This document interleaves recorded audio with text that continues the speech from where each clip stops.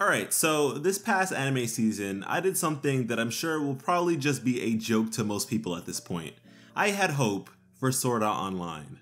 SAO Alicization is the latest iteration in Kirito's elite gamer adventures, and I for some reason or another thought it could be different from the rest. Which to me, at the time, was reasonable. I mean, GGO Alternative wasn't exactly a masterpiece by any stretch of the imagination, but it was pretty good for SAO. And the way SAO 2 ended off with the whole Mother's Rosario arc was easily the best the anime has to offer. Seriously, just watch episodes 18 through 24 and it's like a whole different series. I never thought SAO would make me want to cry, but those episodes were definitely gunning for some tears. However, the commonality between those two cases happens to be a lack of Kirito involvement. Not to mention that Alternative doesn't even share the same author. But honestly, Alicization was looking pretty clean at the start. We got 45 minutes of some straight up gorgeous visuals, and I was innately interested in this new world because unlike the others Kirito has visited in the past, there was no preemptive explanation. We were just thrown in with looming questions, and even with the second half of that episode, I was pleasantly surprised with how nice Gun Gale Online was looking, since it's typically depicted with dull and drab colors.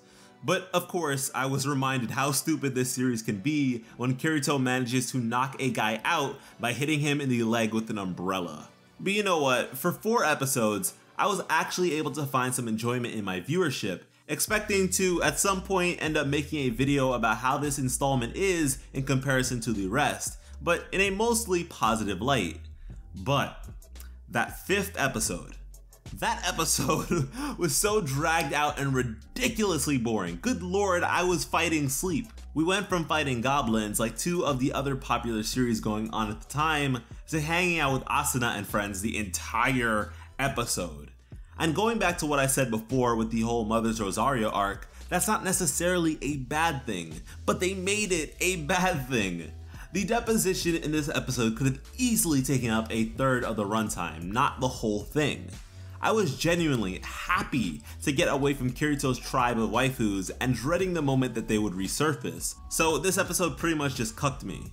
And then, they have the nerve to do it twice, back to back. We get another episode of nothing but deposition with Asuna. And the whole concept behind Fluct Lights and human souls is so convoluted and stupid that there is no way I could possibly suspend my disbelief. And even if I could, all this isn't nearly as interesting as the stuff happening in-game, and most of that time, I was just hyped up to cut down a fucking tree. The combat mechanics of this world are probably the lamest we've had. In SAO, we had signature skills and items, in ALO we had races, in GGO we had various weapon types and terrain, and with this one, we have conviction or something? I don't know. Kirito's sword gets big and hard when he thinks about his friends. But more than that, we really don't have any fights comparable to SAO's past beyond the goblins, and that was back when Kirito and Yu-Gi-Oh were both scrubs. I mean, I was at least expecting Kirito's duel with the school's top swordsman to be a visual showcase of some sort, but the fight literally consists of 4 sword swings, and his opponent, the school's best with a legendary style, just stands there in place with his sword over his head. It's beyond underwhelming. And you know, as far as characters go, I kinda like Yu-Gi-Oh. Yeah, he's kind of a wet blanket at times, but at least there's no weird romance bits like there usually are with new additions to Kirito's harem. And their bromance is welcome since Klein never gets any screen time. The reoccurring feelings Yu-Gi-Oh has towards the thought of Kirito regaining his memories and leaving serves to build us up to an inevitable separation between the two, since at the end of the day, Yu-Gi-Oh is a program. But beyond him, I feel nothing for the people of this world. They're all flat and uninteresting. Everything about these characters so far is typical. Yet the confliction I'm intended to feel is that using artificial intelligence so similar to human life for the sole purpose of warfare is unethical and wrong. But when they don't feel like characters to begin with, the sentiment doesn't exactly sell well. Take for instance the first year attendants Kirito and Yu-Gi-Oh are paired with. There is virtually no character about them. Cute girls that want to help their friends and support their senpais.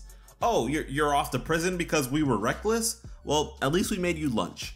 And you know what? I'm thoroughly convinced that these girls only exist for the annual SAO scene that takes the G out of grape. The whole time we're at this school, we have these two elitist D-bags just being jerks every chance they get.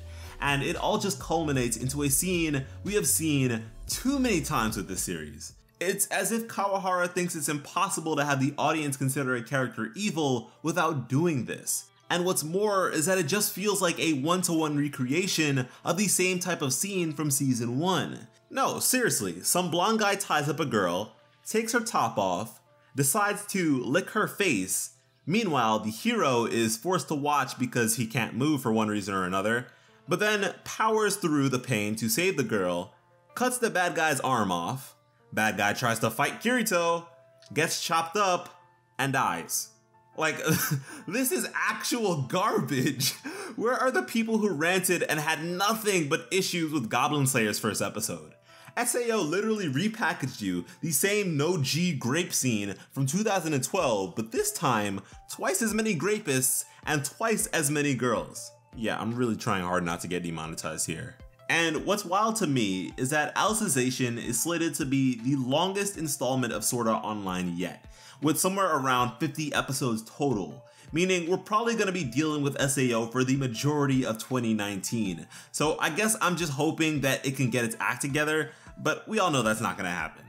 The Taboo Index, Integrity Knights, and overall Alice Predicament are all cool concepts, but that's pretty much what SAO has always been. Cool concepts at the bottom of a trash heap. But we all know that, yet we're still here 3 seasons later, so yeah, I guess I'm dumb. But thankfully, I have all you geniuses to bless the comments with your infinite wisdom, so please do that. Anyways, that's all I have to say. Thank you all so much for watching and have an awesome day. I love you.